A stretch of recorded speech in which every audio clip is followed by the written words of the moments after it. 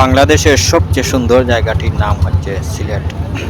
এই সিলেটের সৌন্দর্যের কথা জানে না তেমন মানুষ বাংলাদেশের খুবই কম। তাই তো প্রতিদিন এবং প্রতি বৃহস্পতিবার শুক্রবার দেশের বিভিন্ন প্রান্ত থেকে মানুষ সিলেটের এই সৌন্দর্য দেখার জন্য দূর দূরান্ত থেকে এবং দেশের বিভিন্ন প্রান্ত থেকে আসে। প্রাকৃতিক সৌন্দর্যে ভরপুর এবং হযরত শাহ জালাল ইয়ামানী রহমতুল্লাহ আলাইহি এবং হযরত শাহ পরান রহমতুল্লাহ আলাইহির স্মৃতি বিজড়িত 360 আউলিয়ার এই পণ্যভূমি সিলেট সত্যি এই প্রাকৃতিক এবং সব কিছু মিলিয়ে এটি একটি দর্শনীয় স্থান এবং এই সিলেট একটি আধ্যাত্মিক নগরী।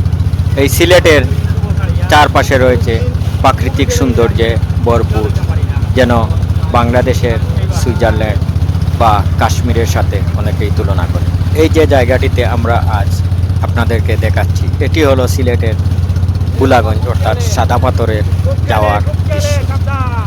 এই যে নদীটি ভারতের মেঘালয় থেকে বয়ে এসেছে, এই নদীটির নাম দলাই নদী এবং প্রচুর স্রোত রয়েছে এবং অনেক সুন্দর স্বচ্ছ পানি এই নদীটিতে রয়েছে।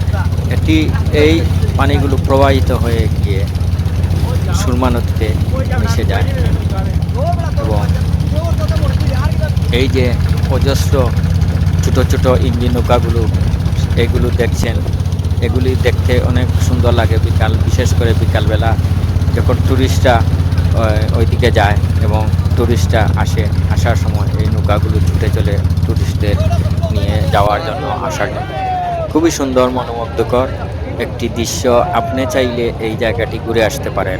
বাংলাদেশের বিভিন্ন প্রান্ত থেকে আপনি চাইলে এই জায়গাটিতে আসতে পারেন।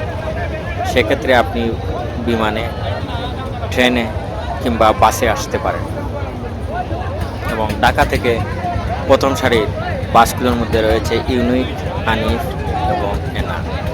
আর ট্রেন তো রয়েছেই, তার সাথে বিমান রয়েছে এবং ঢাকা থেকে সিলেটে সায়দাবাদ বা গাবতলী থেকে বাসে আসতে হলে আপনাকে 700 টাকা ভাড়া দিতে হবে এবং 700 টাকা ভাড়া দিয়ে আপনি আসতে হবে সিলেটের হুমায়ুন রশিদ চত্বরে নামলে সেখান থেকে আপনি সাদা পাথর এক্সপ্রেস রয়েছে আম্বরখানাতে, সেই জায়গাতে আপনি লোকালে চাইলে যেতে পারেন, আর না হয় সিএনজিতে করে আপনি ওই জায়গাতে যেতে পারেন এবং সেখানে যাওয়ার পর আপনি যখন ঘাটে পৌঁছবেন তখন আপনি একটি ইঞ্জিন নৌকা ভাড়া করতে হবে এবং ইঞ্জিন নৌকার ভাড়া তারা 8 জন প্রায় 800 টাকা নেয়।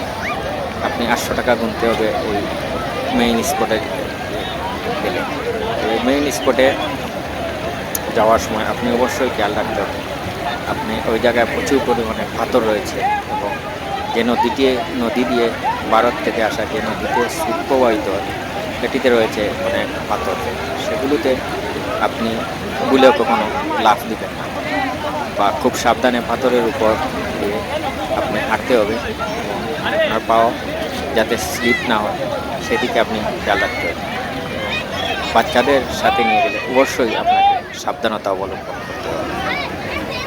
এই জায়গাটিতে যাওয়ার পর আপনার হাতে যদি সময় থাকে তাহলে আপনি এর পাশেই রয়েছে বিছনাকান্দি আপনি বা উৎমাছড়া আপনি ঘুরে আসতে পারেন।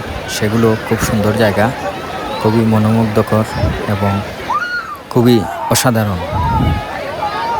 আজ এ পর্যন্তই।